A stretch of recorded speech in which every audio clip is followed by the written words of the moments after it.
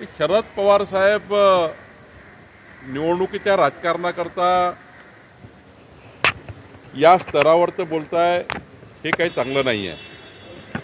महाराष्ट्राचं अनेक वर्ष प्रतिनिधित्व शरद पवार साहेबांनी केलं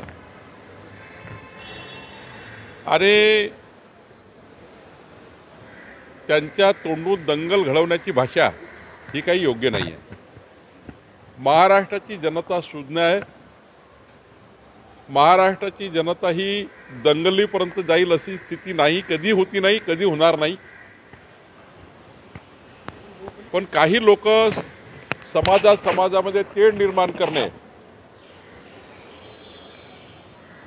असे काही आंदोलन तयार करणे ज्यातनं समाजामध्ये तेढ निर्माण होईल आणि त्यातून मग महाराष्ट्राला विचलित ठेवण्याचं काम काही लोक करतायत. शरद पवार साहेबांना विनंती आहे की असे जे लोक आहेत जातीमध्ये वाद निर्माण करणारे, यामध्ये जरा त्यांनी पुढाकार घ्यावा. राहिला प्रश्न महाराष्ट्र जाळण्याचा, महाराष्ट्र पेटवण्याचा, तर गृहमंत्री देवेंद्र फडणवीसजी सक्षम आहेत. या महाराष्ट्रात तशी स्थिती कधीच येणार नाही.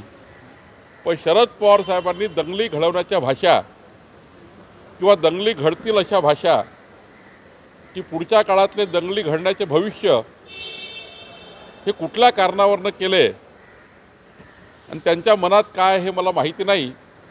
एकदा तुम्ही त्यांनाच विचारावं लागेल.